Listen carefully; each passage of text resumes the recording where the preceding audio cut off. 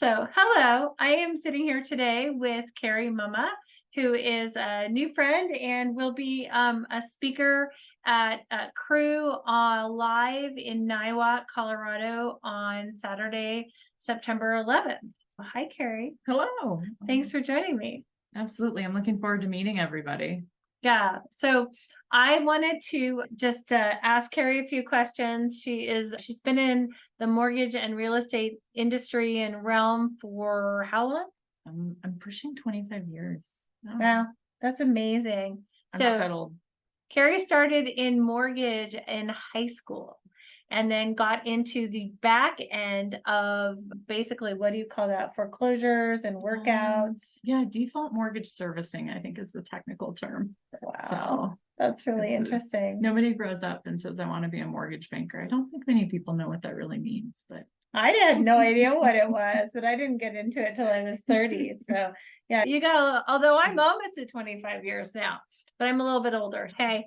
So Carrie, tell me, you were talking to me about mindset or the kind of how women approach real estate investing and some ideas about what we could do differently, or maybe how we could think about it differently. yeah, Do you want to share about that? So for me, the real pivotal change was recognizing that as women, we're caretakers, right? Yeah. Like we take care of our families, we take care of our amazing pets, we take care of our neighbors and our friends.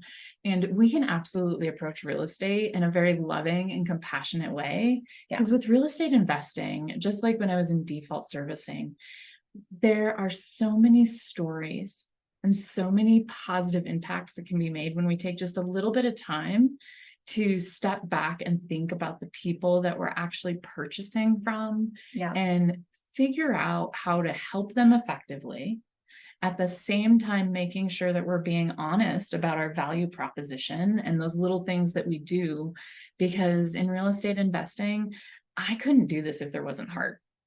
I Yeah, just me couldn't. either. I mean, it's so interesting that you talk about this. This is your whole focus. So when I met Carrie, the thing that really inspired me was the heart that I've seen so many people who talk about getting into real estate investing and saying, how can I be a good investor? How can I make a positive impact in my life and with other people when I'm doing real estate investing? It seems like there's a lot of shady stuff going on. And I've always said, you can do this in a way that makes an impact, that you can bring good and make money doing good in the world as a real estate investor. So that was what really got me. So talk to me about the way you approach a real estate deal. Yeah, truly, when every single piece of real estate is an opportunity to invest. It's about purchasing it correctly. It's about making it a win for the seller. And on the flip side of that coin, and we haven't unpacked this a whole lot yet, but also thinking about your buyer. Yeah. So when it comes to who you're selling from, oftentimes these are distressed, these are probate, these are seniors, these are divorce cases. They're not typically selling to investors if it's a happy ending. Right. There's a reason that There's a reason they're cheap. willing. Okay. So really working with that seller, working with that seller's trusted advisor, and that can be a real estate agent, that can be another attorney, that can be a plethora of people that know that they can't keep that home for one reason or another, and then finding that right balance. And being honest, there's so many people that are like, here's a cash offer, I can close in 5 days, that's awesome. But if you take just a little bit of time to understand that story, maybe you do a 30-day rent back.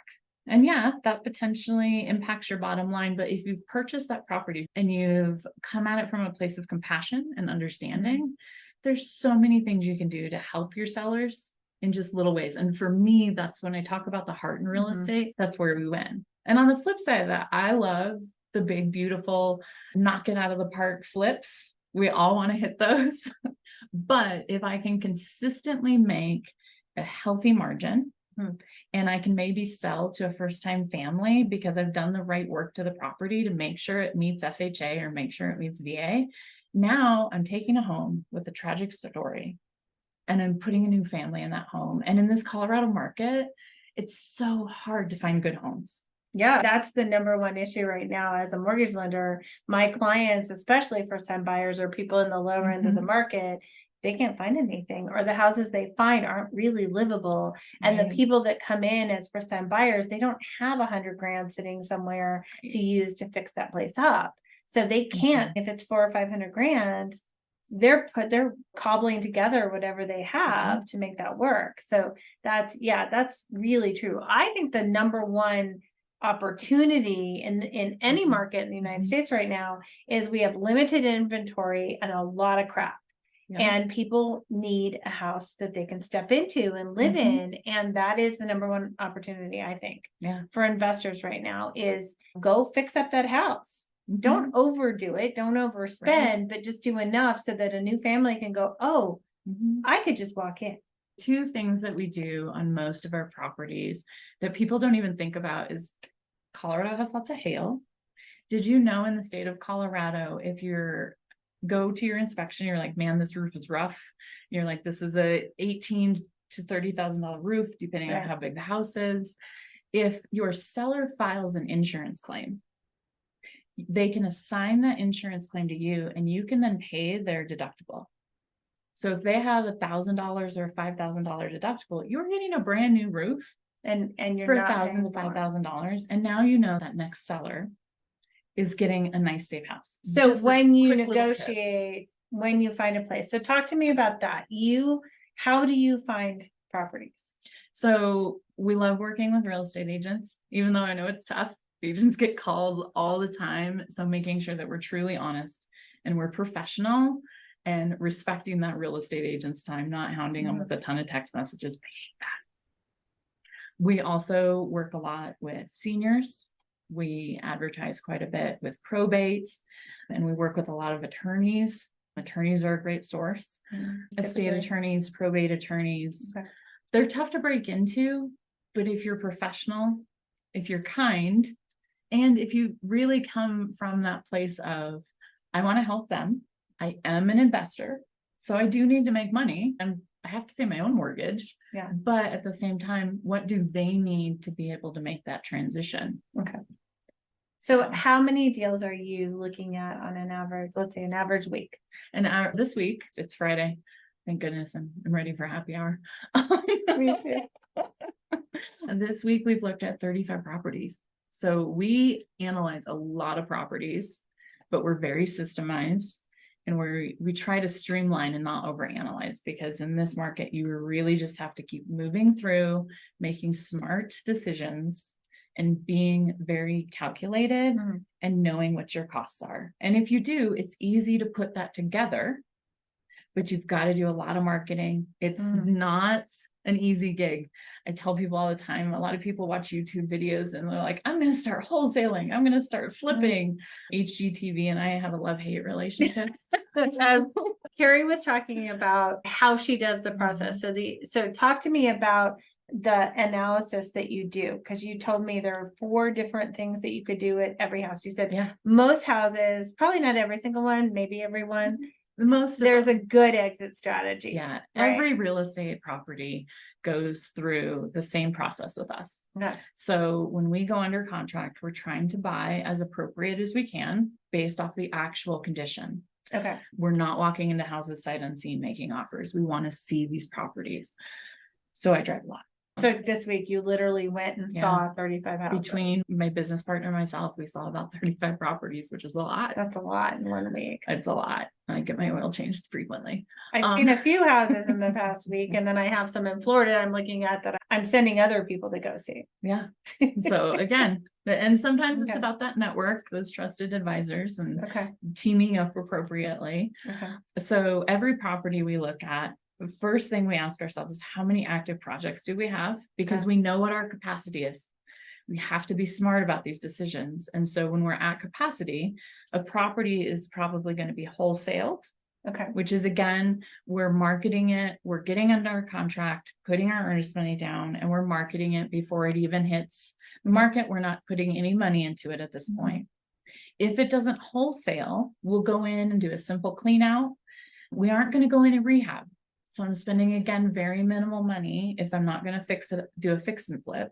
But I'm going to go in and take out that really horrible smelling carpet, get rid of the trash off the property, so that a newer investor that maybe isn't as experience with marketing for the off-market properties can look at it, and we're going to market that property substantially under market on the MLS. On the MLS. On the MLS. So that's Okay. what we call our wholesale deals, because it's cheaper deal, but it's on the market. So it'd be wholesale. Off market is wholesale. And then wholesale is on the MLS. And then potentially it's a fix and flip. Okay. Or potentially it's a fix and hold. Okay. Every single piece of real estate can go through that. There's some simple calculations for each one of those that people can learn and utilize so they can make decisions quickly and get back to the people that are helping refer them deals and that they built relationships with in a really efficient way. That's impressive. So talk to me a little bit. So the other thing that Carrie's done is she has a huge background in the back end project management, foreclosure markets. So her mortgage industry background is extensive and primarily in the foreclosure, bank owned or REO portfolio arena. More recently, she stepped into this new role working with an investor and doing wholesaling and those things. But you've added this interesting piece, which is this senior, senior transition specialist is a nonprofit that we've started because one of the things we found when we sat down and we really unpacked with my investment partner, who were we buying properties from? How were we buying them? What was the process and all of the little things that we were doing? So we actually have started a nonprofit we're super excited about that's going to have amazing reach. And we're focusing in on creating a bridge for seniors that need to leave their family home. Some of them rent and have no real estate, and we're helping them because it's simply the right thing to do. Yeah. And we're connecting them with the right senior partners, because something that just is horrible that nobody says is two things happen. We're born and eventually we do die. And there's an aging process, and no one teaches us this. Right. So I'm very blessed to have a real estate investment firm that's been around for 31 years, has worked with a ton of individuals, and was doing so many cool things just because it was the right thing to do. Back to that original principle, being an investor with heart. Yeah. And so we're very excited to be launching that. We brought on Brian DeShazier, who actually used to be my boss's boss when I was back in mortgage banking and fintech.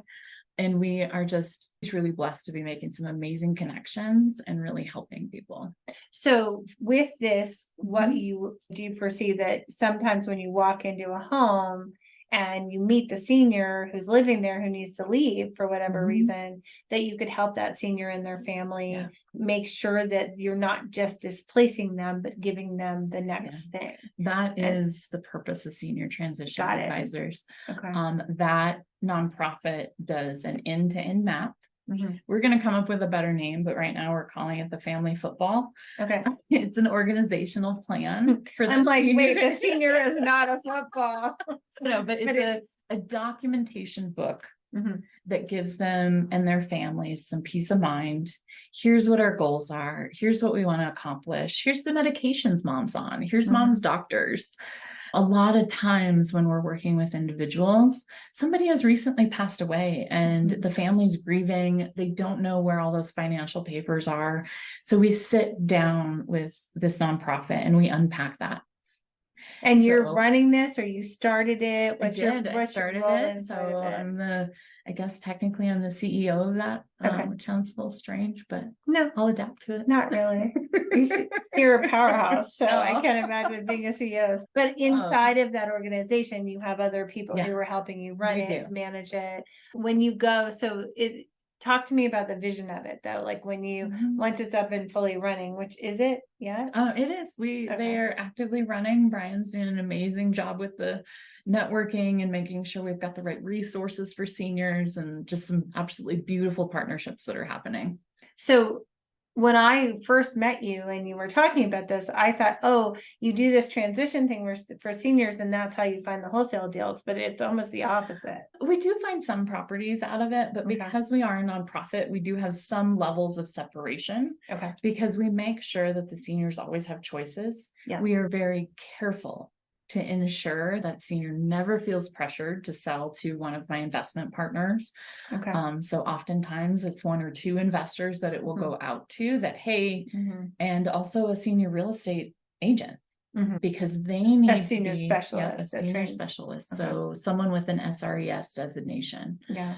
because we need to ensure, because this has happened before, that nothing we're doing is predatory. We need to ensure that these people who are in chaos and truly just need some trusted advisors has that. So yeah, there are opportunities, and sometimes when they're like, you know what, please just have your investment firm or one of your other accredited investor partners give us a cash offer because we're just done. Yeah. But we're not doing that. So you have all of it out. So you have a separation of church and state in the process. Something I really respect about you, and just getting to know you, but is your high ethics. That as I started Crew, what I really want to teach is how to bring your heart, bring your ethical and moral compass with you when you start doing real estate investing, that we can make plenty of money. This is one of the most amazing opportunities to make real money, but we need to bring our compass. And in fact, bringing our moral compass can help. Just listening to you talk about the structure, I think that's really interesting, because I think to me, it enheartens me. It makes me feel like, wow, there are other people out there wanting to genuinely make a difference while making money. It's an interesting combo, and I think it's really one of the key things that will set us apart as our group grows, and as people get to know you and me and some of the other amazing women that are in this group already. That's a piece that really comes through. So I'm so looking forward to having you on in our live event in September.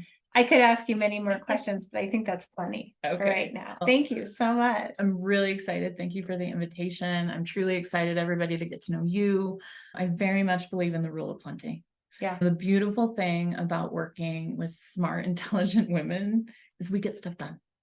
And we get it done well, and we get it done. And we make an impact in a positive way. Absolutely. Thank you so much. Of course. Looking forward to it. Thanks for having me.